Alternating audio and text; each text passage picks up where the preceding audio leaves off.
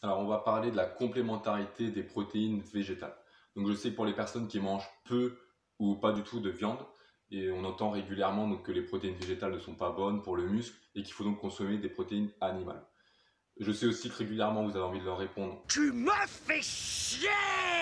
Mais ici, on va plutôt voir le rôle des protéines, qu'elles soient animales ou végétales, comprendre ce que c'est la complémentarité et enfin voir si c'est vraiment utile au final.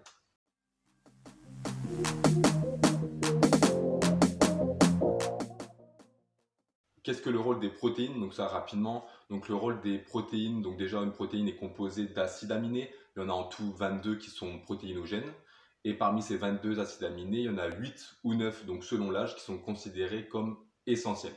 Donc essentiels parce que le corps ne peut pas les fabriquer. Donc les protéines ont différentes fonctions, donc on a la fonction essentielle, qui est réparer les tissus, donc le renouvellement cellulaire. Ensuite, on va voir le rôle qui est structural, donc dans ces cas-là, ce sera pour l'architecture des cellules. Et enfin, on aura un rôle qui est fonctionnel. Et là, ce sera pour le bon fonctionnement donc des enzymes, des neurotransmetteurs et hormones. Pourquoi on parle de complémentarité pour les protéines végétales? C'est parce que certaines protéines végétales vont avoir des acides aminés essentiels en quantité insuffisante, donc contrairement aux protéines animales. Donc c'est pour ça qu'on va conseiller parfois de faire cette complémentarité. Donc il faut savoir qu'il y a des quantités insuffisantes d'acides aminés essentiels dans les protéines végétales, pour certaines, mais qu'il n'y a pas d'acides aminés essentiels manquants. Donc c'est toujours en quantité insuffisante, c'est jamais absent de la protéine.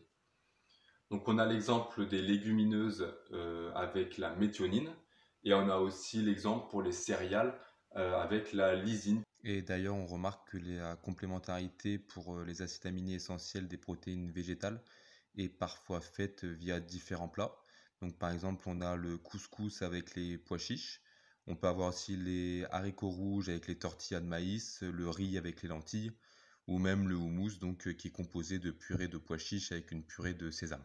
Par contre, il y a certains végétaux donc, qui ont des protéines qui sont dites complètes. On a par exemple le soja, on a l'amarante, on a le quinoa aussi, et on a le sarrasin. Alors, est-ce qu'il faut faire cette complémentarité? Non. Alors, premièrement, parce que le foie est capable de stocker les acides aminés pendant 1 à 2 journées, donc ça ne va pas se jouer sur un seul repas. Et en plus de ça, parce que dans les pays développés, on a la nourriture donc en quantité suffisante. Donc même si on a un acide aminé essentiel qui est lui en quantité insuffisante, vu le nombre de calories qu'on va ingérer, ça va combler donc ce manque. Alors par contre, attention, ça ne s'applique pas forcément aux personnes qui ont des problèmes pathologiques ou qui sont donc restreints au niveau de l'alimentation. Donc pour conclure, comme le dit l'association diététique américaine et les diététiciens canadiens, il n'est pas nécessaire de faire une complémentarité pour les protéines végétales lors d'un même repas.